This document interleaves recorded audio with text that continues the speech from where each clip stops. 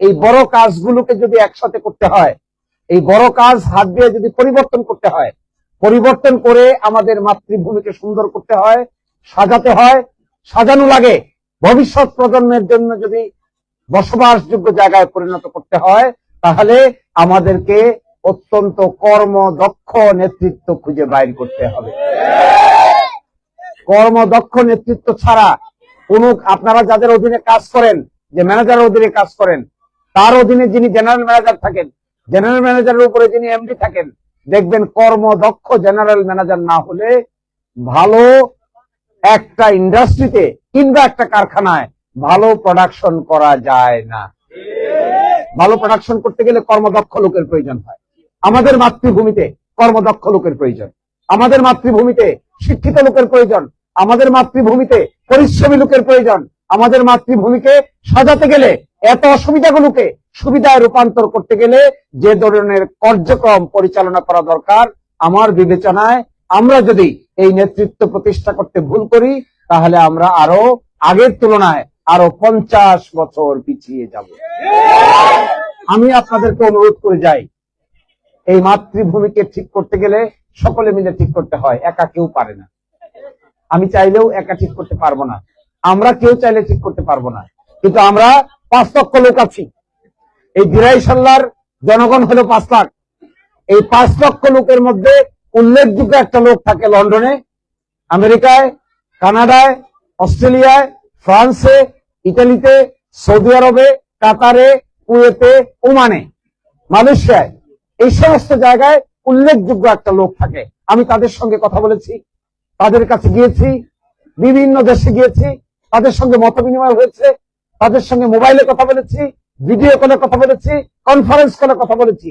যদি আমরা দক্ষ নেতৃত্ব প্রতিষ্ঠা করতে পারি, আমাদের যে সমস্ত মানুষ পৃথিবীর বিভিন্ন জায়গায় ছড়িয়ে ছিটিয়ে আছে, তাদেরকে যদি একত্রিত করা যায়, তাদের আর্থিক শক্তিকে যদি এক জায়গায় দাঁড় করাতে পারি, তাহলে আমার ধারণা সরকারের সহযোগিতা ছাড়াও আমাদের ভাটি অঞ্চলের চেহারা নিজস্ব অর্থায়নে পরিবর্তন করে ফেলা সম্ভব।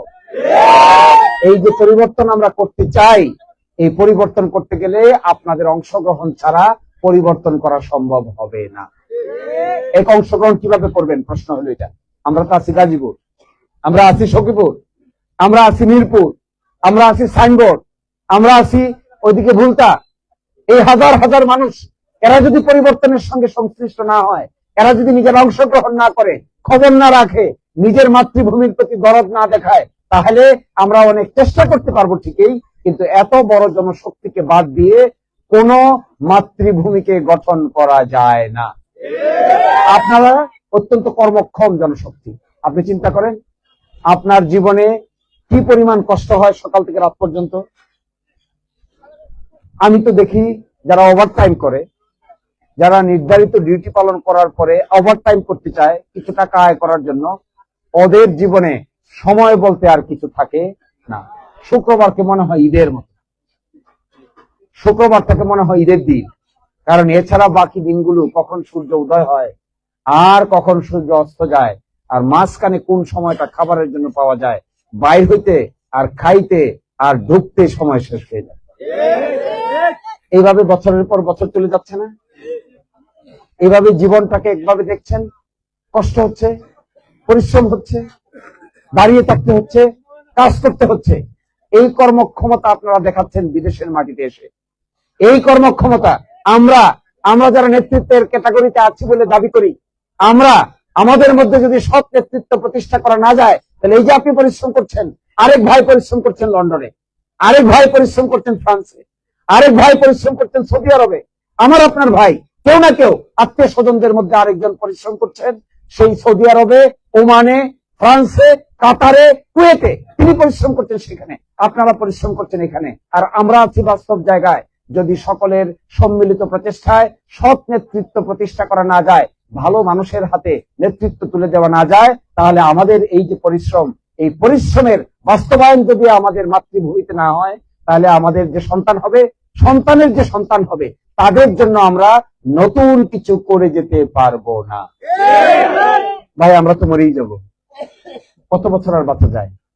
জীবন তো সংক্ষিপ্ত, চাইলেই তো বেশি দূর যাওয়া যায় না। এক সময় পরে নিজের জীবন নিজের কাছেই বোঝা হয়ে যায়। মানুষের জীবন এরকমই। মানুষ এমন এক প্রাণী যা দেখতে দেখতে দুনিয়ার গুরুত্বপূর্ণ সময় চলে যাওয়ার পরে রঙিন পৃথিবীকে এক সময় মনে হয় সবচেয়ে বেশি দুঃখময়। জীবনটা এরকমই। 12 বছর 18 বছর বয়সে পৃথিবীকে যেমন মনে হয়, 80 বছর বয়সে তো পৃথিবীতে এরকম মনে হয় না, 70 বছর বয়সে পৃথিবীতে এরকম মনে হয় না। আমরা অনেকেই হয়তো জীবনের শেষ পর্যায়ে অনেকেই চলে এসেছেন, কিন্তু কি রেখে যাচ্ছি আমরা? কার জন্য রেখে যাচ্ছি? কি সৃষ্টি করে গেলাম? কি থেকে গেল? আমি তো থাকলাম না, আমরা তো থাকলাম না, আমরা তো চলে গেলাম। কেউ চিতায় চলে গেলাম, কেউ কবরে চলে গেলাম, কিন্তু যে মাতৃভূমি রেখে গেলাম, এই মাতৃভূমি যদি নিরাপদ না হয়, নিশ্চিত না হয়, উন্নত না হয়, তাহলে আমাদের ভবিষ্যৎ জেনারেশনের সামনে আমরা একটা অন্ধকার ছাড়া আর কিছুই রেখে যেতে পারবো না। কষ্ট মানুষ কেন করে? কখনো নিজের জন্য করে, কখনো সন্তানাদির জন্য করে। কখনো নিজের জীবনে কিছু পাওয়া যায়, আর কখনো শেষ পর্যন্ত কিছু পাওয়া যায় না। আপনারা হয়তো আমার একটা ভিডিও দেখেছেন, আমি গিয়েছিলাম হলো ওই দিন আলিপুর গ্রামে, রফিনগর ইউনিয়নের সর্বশেষ গ্রাম। এরপরে শুরু হয়েছে খালিয়াজুরি থানা, সুনামগঞ্জ জেলার সর্বশেষ গ্রাম, তারপরে খালিয়াজুরি শুরু হয়েছে। এই গ্রামে পরে ভিডিওটা হয়তো কেউ দেখে থাকবেন, একজন হিন্দু ভদ্র মহিলা দূর থেকে এসে চিৎকার করে আমার জড়ায় দিচ্ছে। আমি খুব অবাক, আর কাঁপতেছে, অঝরে কাঁপতেছে, মাথায় টিকলি পরা, হাতে শাখা পরা, সিঁদুর পরা, অজরে কাঁদতেছে। আর আমি তো বুঝতে পারি নাই তখন কেন কাঁদে। বলে আমার স্বামীর পা কেটে গেছে, আমার স্বামীর পা কেটে গেছে, আমার স্বামীর পা কেটে ফেলতে হবে। তো পা কেটে ফেলতে হবে, আপনি কাঁদছেন কেন? বলছে আমার স্বামীর পায়ে, বাম পায়ে গ্যাংগ্রিন হয়েছে, পচে আঙ্গুলগুলো পচে গেছে, পায়ের গোড়ালি পর্যন্ত পচে গেছে, হাঁটুর দিকে আস্তে আস্তে উঠতেছে, আর জড়ায় ধরে আসছে যে আর সহ্য করতে পারে না। ডাক্তার বলছে পাটা কাটতে গেলে 50,000 টাকা দরকার, কিন্তু এই 50,000 টাকা জোগাড় করতে পারে না। ওজরে কাঁপতেছে লোকটা আমাকে ধরে, কতদিন ধরে নাকি খুঁজতেছে। এরপরে মহিলা আমাকে নিয়ে গেল তার বাড়িতে। ঘরটা কেউ হয়তো ভিডিওতে দেখে থাকবেন। ওই ঘরটা একটা ছাপড়া ঘর, কোন রকম মাথা নুয়েও ঢোকা যায় না। ঢুকলাম কষ্ট করে, চোখের উপর বসছি, একটু উপরে ছাদ, ছোট্ট একটা বাচ্চা আমার এসে জড়াই দিচ্ছে। জিজ্ঞেস করলাম কয়টা বাচ্চা? বলে 4টা বাচ্চা। এটা কততম? বলে এটা 4র্থতম। খাও কি? এরপর একটা ভিডিওতে আমি দেখাই নাই, অনেক কথা হয়েছে। হঠাৎ করে মহিলাটা দেখলাম আমার পাশ থেকে উঠে গিয়ে ডেকচি নাড়াচাড়া করতেছে। কেন ডেকচি নাড়াচাড়া করতেছেন? আমার ঘরে চাল নাই, আমি যে ডেকচিটা নাড়াচাড়া করতেছি, আমি দেখাচ্ছি বাচ্চাদেরকে যে আমি ভাত রান্না করার চেষ্টা করতেছি, কিন্তু আসলে আমার ঘরে চাল নাই। এক উদ্ভট পৃথিবী, এক নতুন জগৎ। এই মানুষটাও তো আমাদের অঞ্চলের মানুষ। আজকে তাকে ইবনে সিনা নিয়ে গেছে, তার পাটা কাটার জন্য অপারেশন ঠিক হচ্ছে। আশা করা যায় 2-1 দিনের মধ্যে অপারেশন করে তার পায়ের হাঁটু পর্যন্ত কেটে ফেলে দেওয়া হবে। দেখেন আমরা কত, অনেক টাকা আছে আমাদের অনেক অট্টালিকা আছে, অনেক ইট পাথরের বালু আছে, অনেকের অনেক জমি আছে, কিন্তু এই অসহায় মানুষটার পাশে দাঁড়ানোর মতো আমরা উদারতা দেখাইতে পারি না। 50,000 টাকা 5টা লোক জোগাড় করলে 10,000 টাকা করে দিলে 50,000 টাকা জোগাড় করতে 1 ঘন্টার ব্যাপার, কিন্তু কোথায় আমরা পারি না। আমরা পারি নাই। আমি আপনাদেরকে একটা অনুরোধ করে চলে যাই, অনেক রাত হয়ে গেছে। আমরা আপনারা আত্মার আত্মীয়, আমরা যেখানেই বসবাস করি না কেন, মনটা পড়ে থাকে ওই হাওরের মধ্যে। যে যেখানেই বসবাস করি না কেন, ওই ক্ষেতের আইল দিয়ে যখন হেঁটে যায়, একটা ছবি পাঠায়, ভিডিও কলে দেখেন, ওই কথাটাই বারবার মনে পড়ে, কারণ ওই ক্ষেতটা একবার আপনি করছেন, করেন না? ওই ক্ষেতগুলা, ওই ক্ষেতের আইল দিয়ে হেঁটে যান না, ওই মাটির গন্ধ মনের ভিতরে জায়গা উঠে না? সবচেয়ে জায়গা উঠে শুক্রবারে, সবচেয়ে বেশি মনে পড়ে কখন? বাকি 6 দিন সময় পাওয়া যায় না, এই মেশিনের খেরা ধানের গন্ধ ঢুকে না, ঢুকে হলেও শুক্রবার সকালবেলা ঘুম থেকে উঠে আচ্ছা তালে ঘুম ভাঙে। এরপরে খাওয়া দাওয়া শেষে নামাজের পরে বিভিন্ন কারণে বসে যে গল্প শুরু হয়, ওই গল্প একেবারে ক্ষেতের আইল পর্যন্ত যায়। বাকি 6 দিন আর ক্ষেতের আইলের খবর নাই, ব্যস্ততার কারণে। যেরকমই হয়, জীবনটা এরকমই। তো আমি আপনাদেরকে একটা কথা বলে চলে যাচ্ছি, আপনারা দয়া করে এইবার সবাই নিজ দায়িত্বে নিজের এলাকায় ভোট দিতে যাবেন। যাবেন? মহিলা সবাইকে নিয়ে যাবেন ভোট দিতে? ভোট দিতে যাবেন। এই ভোটটা শুধু ভোট না, এই ভোটটা একটা পরিবর্তনের জন্য দিতে যাবেন। এটা শুধুমাত্র একটা 30 সেকেন্ডের কাজ না, যে আমি গেলাম যারে মনে চায় তারে ভোট দিয়ে দিলাম, এরকম না। আপনারা যাবেন মাতৃভূমির পরিবর্তনের জন্য যা করা দরকার, সেই পরিবর্তনের জন্য আপনার যে অংশগ্রহণ আছে, আপনার সামান্য অংশগ্রহণ থাকুক। বিদেশে যারা আছে তারাও এবার ভোট দিতে পারছে, যারা লন্ডনে আমেরিকায় আছে তারাও এইবার প্রথম বাংলাদেশে বিদেশে বসে ভোট দিতে যাচ্ছে। একটু আগে গাড়িতে বসে বসে একজন লোক লন্ডন থেকে মেসেজ পাঠাইছে যে আমাকে নাকি একটা সুখবর দিবে। আমি বললাম কিসের সুখবর? বলে আপনাকে আমি একটা সুখবর দিতে চাই, এরকম সুখবর কোনদিন পাইছেন কিনা জানি না। বলে কি চায়? আমি মনে হয় প্রথম লোক যে আপনাকে লন্ডনে বসে ভোট দিলাম। কিভাবে দিলেন? পোস্টাল ব্যালটে ভোট দিচ্ছে এবার। দেখছেন, লন্ডন থেকে পোস্টাল ব্যালটে ভোট দিয়া বাংলাদেশে পাঠিয়ে দিচ্ছে, এটাও সেখানে গণনা হবে। আপনাদের এই সিস্টেমটা হয়নি, যেহেতু দেশের ভিতরে আছেন। আমি আপনাদেরকে অনুরোধটা এটা জানাই, এইবারকার ভোট শুধুমাত্র একটা সরকার পরিবর্তনের ভোট না। এবারকার ভোট হবে যদি আমরা সকলে মিলে নিজের সিদ্ধান্ত নিতে পারি, নিজের অংশগ্রহণ। আপনি অংশগ্রহণ করবেন, এটা আপনার মাতৃভূমি, এর পরিবর্তনের দায়িত্ব আমার আপনার সকলের। এটা শুধু আমার একার দায়িত্ব না, আপনারও। আপনারা সকলে মিলে দলে দলে যাবেন, গিয়ে নিজ এলাকায় ভোটাধিকার প্রয়োগ করবেন। একজন যোগ্য মানুষকে যদি আমরা নির্বাচিত করতে পারি আগামীতে, তাহলে আমরা ব্যক্তি বিশেষের জন্য আমাদের কোনো কিছুর আর দরকার নাই। আমরা চাই আমাদের মাতৃভূমিতে একটা বড় ধরনের পরিবর্তনের সূচনা হোক। এই পরিবর্তনটা রাস্তাঘাটে হোক, এই পরিবর্তনটা ডাক্তারখানায় হোক, এই পরিবর্তনটা বেকারদের কাজের ক্ষেত্রে হোক। আমি দিরাই গিয়া আর সাল্লাই গিয়া প্রথম দেখি বেকার কারা আছে। বাস স্ট্যান্ডে দাঁড়াইলে বেকার লোক দেখা যায়, সবচেয়ে বেশি পাওয়া যায়। এখন যেটা হয়েছে, বাইক চালায়। দিরাই এবং সাল্লার প্রায় 10-12টা বাইক স্ট্যান্ড আছে। রফিনগরে আছে, এইদিকে ভাটিপাড়ায় বাইক স্ট্যান্ড আছে, এইদিকে আসলে শরীফপুরে বাইক স্ট্যান্ড আছে, দিরাইয়ের আশেপাশে কয়েকটা বাইক স্ট্যান্ড আছে। এরা সবাই বাইক চালায়। সাল্লা থেকে বাইক স্ট্যান্ড এদিকে আসে, সামাসরে আসে, এবং সাতপাড়া বাজার সহ ওই দিকে বেশ কয়েকটা বাইক স্ট্যান্ড আছে। তারা অত্যন্ত কষ্ট করে, অত্যন্ত কষ্ট, চিন্তাই করা যায় না। একেবারে সারাদিন শীতের মধ্যে একটা বাইক দিয়ে চালায় মানুষকে এক জায়গা থেকে নিয়ে যায়, যেদিন ভালো থাকে না এই দিন আর 1 টাকাও আয় করতে পারে, কারণ সবটাই তো শরীরের উপর দিয়ে যায়। এই যে সকালে শুরু করে একেবারে রাত 10টা, 11টা, 12টা পর্যন্ত। তো আমাদের কাজ হবে, আমি আপনাদেরকে একটা আহ্বান জানিয়ে চলে যাব। আমি এটা বলছি, এইবারকার আমরা আপনারা একসাথে হয়ে একটা নতুন নজির আমরা সকলে মিলে স্থাপন করি। সেটা কোনো দল বলের ব্যাপার না, কে কোন দলের, কে কোন মতের, কার কি দলের ভালোবাসা আছে, তার চাইতে বেশি আমরা নজির স্থাপন করতে চাই। আমরা সকলে মিলে আমাদের মাতৃভূমিতে একটা উন্নয়নের গল্প তৈরি করতে চাই। এই উন্নয়নের গল্পটা তৈরি করতে গেলে সম্মিলিত প্রচেষ্টা লাগবে, সকলকে একসাথে দিতে হবে। কোন একক ব্যক্তিত্ব পারবে না, আমার পক্ষেও এটা সম্ভব না, আপনি একাও পারবেন না, কিন্তু আমরা সকলে মিললে এটা সম্ভব হবে। আমাদের এখানে দেখেন, ছোট ছোট প্রজেক্ট দেয় সরকার। এই ছোট ছোট প্রজেক্ট দিয়ে তো এত বড় কাজ করা যাবে না। সরকার 10 কোটি 20 কোটি টাকা দেয়, তো 10 কোটি 20 কোটি টাকা দিয়ে ভাটি অঞ্চলে কোথায় রাস্তা বানাবো? এই 10 কোটি 20 কোটি টাকা দেয় সামারসর থেকে উজানগাঁও হয়ে, উজানগাঁও থেকে গোবিন্দনগরের পাশ দিয়ে শশারকান্দার সামনে দিয়ে মামুননগর রাস্তা যাবে। এই রাস্তা বানাইতে না হলেও 200 কোটি টাকার দরকার। আটগাঁও থেকে রওনা দিবেন, সামারসর পর্যন্ত আসবেন, মাঝখানে সত্য নদী আছে।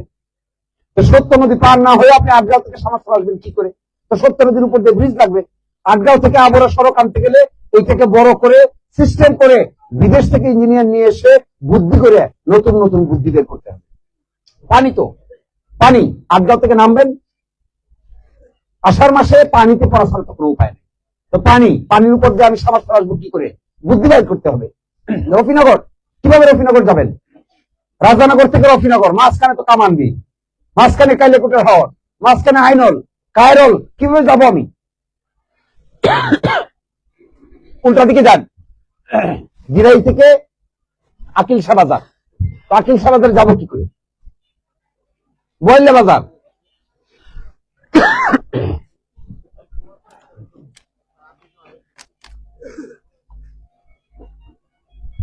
বয়লা বাজারে যাব কি করে? বয়লা বাজার থেকে নগদীপুর বাজার, মাঝখানে আছে একটা মিলন বাজার। তো মিলন বাজার থেকে নগদীপুর বাজারে যাব কি করে? যাইতে পারি না তো আমরা কেউ। এবং এমনও হয়েছে, এই গল্প আমি প্রায়ই বলেছি, এমনও হয়েছে একজন মানুষকে, মহিলাকে নিয়ে রওনা দিয়েছে, যার প্রসব বেদনা। দিরাই যাবে, দিরাই যেতে যেতে গিয়া দেখে দিরাইতে তো আর কোনো ধরনের অপারেশন হয় না, দিরাইতে তো কোনো অপারেশনের সিস্টেম নাই। সেখান থেকে যেতে হবে সিলেট। সিলেট যেতে যেতে মাঝখানে জাওয়া বাজারে গিয়া বাচ্চাই প্রসব হয়ে গেছে। পেইনফুল, সাংঘাতিক পেইনফুল। একটা বাবার কাছে, একটা মায়ের কাছে তার গর্ভবতী নারী নিরাপত্তা দিতে না পারলে এর চাইতে বেশি অসম্মানের, অশ্রদ্ধার আর কিছুই থাকতে পারে না। একজন মহিলাকে তো নিরাপত্তা দিতে হবে, একটা বাচ্চাকে তো নিরাপত্তা দিতে হবে। এই জায়গাগুলোতে একেবারে ভেঙে পড়েছে। আমি আপনাদেরকে এই আহ্বান জানাই শেষ করে দিব, চলেন আমরা অতীতের মারামারি হানাহানির দিকে আর ফিরে না যাই। আমরা গাল গল্প গালা গালির দিকে আর ফিরে না যাই। আচ্ছা বলেন, আমি যদি আপনাকে গালি দেই, আপনি আমার গালি দেন, আমাদের মাতৃভূমিতে কোনো পরিবর্তন হবে? তো আমরা এই লাইনে কেন? বকাবকির লাইন কেন? ঝগড়া বিবাদের লাইন কেন? ঝগড়া বিবাদের লাইনে তো কোনো পরিবর্তন হবে না, বকাবকির লাইনেও কোনো পরিবর্তন হবে না। পরিবর্তনের একটাই মন্ত্র, সত্যিকার অর্থে কষ্ট করতে পারা লোক দরকার, পরিশ্রমী নেতৃত্ব দরকার, সকলকে একসাথে করা দরকার, দেশি বিদেশি যারা আছি আমরা ইউনাইটেড হওয়া দরকার। তাহলে সরকারকে যে পরিমাণ টাকা বরাদ্দ দেয়, এর চাইতে বেশি টাকা সরকারের সাথে আলোচনা করে যদি যোগ্যতা সম্পন্ন নেতৃত্ব না হয়, তাহলে তো সরকারের কাছ থেকে টাকা নিয়ে এসে ভাটি বাংলার বড় বড় রাস্তা বানানো তো সম্ভব হবে না। এখন এই টাকাটা আনবেন কি করে? সরকারকে তো বুঝাতে হবে। সরকার যেখানে 50 কোটি টাকা দেয়, এখানে দরকার হবে 500 কোটি টাকা। তো 500 কোটি টাকা কিভাবে দিবে? যদি ভালো দুটিয়াল ফিট করা না যায়, তাহলে কোনোদিনই এটা পসিবল হবে না। আমি সরাসরি গিরাই থেকে এখানে আসছি, আমার গলাটাই বেশি সাপোর্ট করছে না। তো আমি আপনাদেরকে একটা অনুরোধ জানাই, এই যেতে পারেন, এই জন্য আমরা আপ্রাণ প্রচেষ্টা চালাবো। আর বাকিটা আপনারা আপনাদের আগ্রহ দেখাবেন। একটু কষ্ট হলেও একদিনে নিশ্চয়ই, যেদিন ভোট হবে এদিন সরকারি ছুটি থাকবে। এদিন বৃহস্পতিবার, 12ই ফেব্রুয়ারি হলো বৃহস্পতিবার, পরের দিন শুক্রবার আপনাদের অটোমেটিক ছুটি। তার আগের একদিন বা 2 দিন হয়তো ছুটির ব্যবস্থা করতে হবে, অথবা ছুটির জেনারেল ছুটির ব্যবস্থা হতে পারে। এগুলো নিয়ে আমরা সরকারের সাথে কথা বলবো, কারণ বহু জায়গার লোকই তো এখানে আছে। শুধু দিরাইসাল্লাহ লোক না, বাংলাদেশের বিভিন্ন জায়গা থেকে এখানে কাজের জন্য মানুষ আসে। সুতরাং তারা যদি এখানে বসে থাকে, তাহলে কোথাও তো তারা ভোটাধিকার প্রয়োগ করতে পারবে। তো আমরা ইলেকশন কমিশন এবং সরকারের সাথে এগুলো আলোচনা করার চেষ্টা করব, যে ওই সময়টাতে কোনোভাবে আপনাদেরকে এই সুযোগ সুবিধা করে দিতে পারে কিনা, যে সুযোগ সুবিধার কারণে আপনারা বাড়িতে যাওয়া, ভোটাধিকার প্রয়োগ করা এবং আসা, এই জন্য যেন কোনো ধরনের কোনো আর্থিক ক্ষতির সম্মুখীন না হতে হয়, এটা আমরা চেষ্টা করব। এবং আশা করা যায় এটা আমরা পারবো, বিকজ সরকারের সাথে কথা বললে অন্তত আমার তো ধারণা 50,000 ভোট হবে না বিভিন্ন এলাকায়, আরো বেশি। যদি 1 লক্ষ ভোট এলাকা থাকে, এই এলাকায় সবগুলো এলাকা মিলে যদি 1 লক্ষ ভোট হয়, তাহলে বিভিন্ন এলাকার 5,000, 10,000। আমাদের শিশু সন্তানেরা এখনো আমাদের এলাকায় স্কুল, কলেজ, মাদ্রাসা, মন্দির, মসজিদ এগুলো পর্যাপ্ত পরিমাণ গড়ে উঠে নাই। আমাদের এলাকায় সবচেয়ে বড় অসুবিধা হলো স্বাস্থ্য সেবা। হাসপাতাল খুব অসুবিধা, মহিলাদের হাসপাতালে নিবেন অসুবিধা, শিশুদের হাসপাতালে নিবেন অসুবিধা, বৃদ্ধদের হাসপাতালে নিবেন ডাক্তার নাই, এক্সরে নাই। এবং রাস্তাঘাট গুলো আপনি গিয়ে দেখবেন, রফিনগর থেকে আপনি আটগাঁও যাবেন, যাওয়ার কোন রাস্তা খুঁজে পাবেন না। আটগাঁও থেকে সামারচরে যাবেন, এখানেও কোনো রাস্তা নাই। শুধু দিরাইয়ের পশ্চিমাঞ্চলে না, দিরাইয়ের পূর্বাঞ্চলেও, দিরাই থেকে আপনি কলুঞ্জে যাবেন, এখনো কোনো রাস্তা গড়ে উঠে নাই। কলুঞ্জ থেকে আপনি জগদলে যাবেন, এখানেও কোনো রাস্তা গড়ে উঠে নাই। এই সব কিছুর উপর যদি হাত দিতে হয়,